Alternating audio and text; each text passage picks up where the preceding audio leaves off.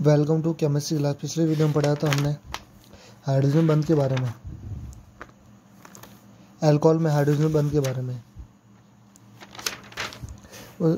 और हाइड्रोजन बंध दो प्रकार के होते हैं, अंतःअणुक हाइड्रोजन बंध और अंतःअणुक हाइड्रोजन बंध। ये अंतःअणुक हाइड्रोजन बंध की डायग्राम है, मतलब स्ट्रक्चर है। ये अंतःअणुक हाइड्रोजन बंध की स्ट्रक्चर है। ये फिनॉल है, ये O जुड़ा हुआ है, dot dot H dot O, double bond C, single bond ये OH। सैलिसिलिक अम्ल है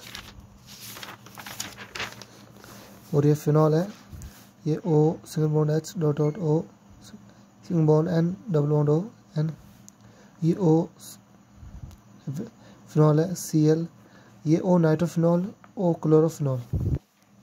हाइड्रोजन बंध एक दुर्बल आकर्षण बल होता है, मतलब जिसकी बंध ऊर्जा 3 से 10 kg Cl होती है। हाइड्रोजन बंध एक दुर्बल बंध होता है जिसकी बंध ऊर्जा 3 से 10 kg Cl होती है।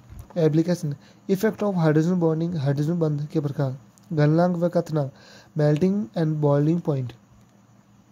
अंतःअणुक हाइड्रोजन बंध के कारण यौगिक में अणुओं का संगुणन होता है, जिसके कारण आकर्षण बल बढ़ता है और हाइड्रोजन बंध को तोड़ने के लिए अधिक ऊर्जा की आवश्यकता होती है और गलनांक व कथनांक बढ़ जाते हैं। कह रहे हैं अंतःअणुक हाइड्रोजन बंध के कारण यौगिक में अणुओं का संगुणन होता है, जिसके कारण आकर्षण बल बढ़ता है और हाइड्रोजन बंध को तोड़ने के लिए अधिक ऊर्जा की आवश्यकता होती है, जिससे गलनांक व कथनांक बढ़ जाते हैं। सोल्यूबिलिटी एंड या विलेयता, हिंदी में विलेयता, इंग्लिश सोल्यूबिलिटी। हाइड्रोजन बंध के कारण अल्कोहल जल में पूर्ण विलय होता है, क्योंकि अंतःअणुक हाइड्रोजन बंध के कारण अल्कोहल अणु जल के साथ संगठित हो जाता है, जिससे विलेयता बढ़ती है। ये कह रहा है हाइड्रोजन बंध के कारण अल्कोहल जल में पूर्ण विलय होता है, क्योंकि अंतःअणुक हाइड्रोजन बंध के कारण अल्कोहल अणु जल के साथ संगठित हो जाता है, जिससे विलेयता बढ़ती है।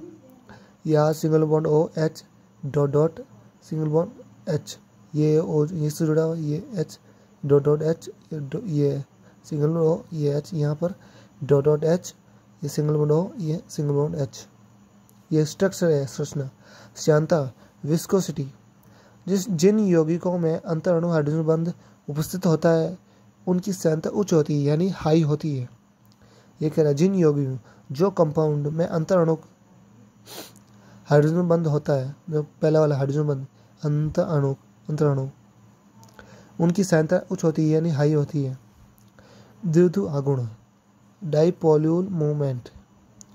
एल्कोहलिक समूह में हाइड्रोजन परमाणु ऑक्सीजन परमाणु से संयोजक बंध से जुड़ा रहता है और ऑक्सीजन परमाणु एल्किल समूह से जुड़ा रहता है।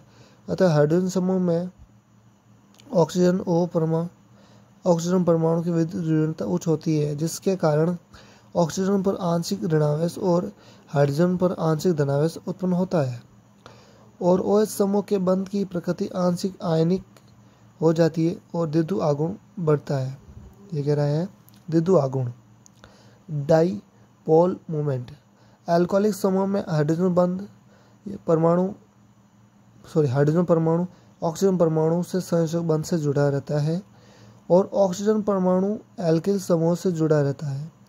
अतः OH समूह में ऑक्सीजन परमाणु की विद्युत ऋणात्मकता उच्च होती है, जिसके कारण ऑक्सीजन पर आंशिक ऋणावेश और हाइड्रोजन परमाणु पर आंशिक धनावेश, यानी हाइड्रोजन पर आंशिक धनावेश उत्पन्न होता है और OH समूह के बंध की प्रकृति आंशिक आयनिक हो जाती है और द्विध्रुव आघूर्ण बढ़ जाता है। ये पॉइंट है इसके। पहला है गलनांक कथनांक, सोल्यूबिलिटी, श्यानता, विस्कोसिटी, द्विध्रुव आघूर्ण। अब है अल्कोहल की अम्लीय प्रकृति। इंट्रोडक्शन। अल्कोहल की अम्लीय प्रकृति OH समूह के कारण होती है।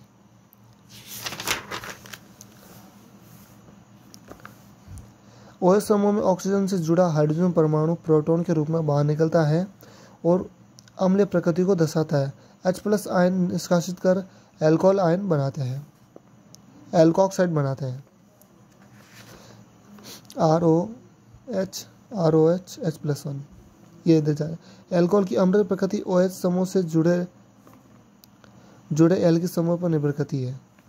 एल्किल समूह के +I प्रभाव के कारण ऑक्सीजन पर इलेक्ट्रॉन घनत्व बढ़ता है, जिससे आयन का निष्कासन आसानी से नहीं हो पाता। OH समूह से जुड़े एल्किल समूह की संख्या बढ़ने के साथ साथ अम्लता घटती है।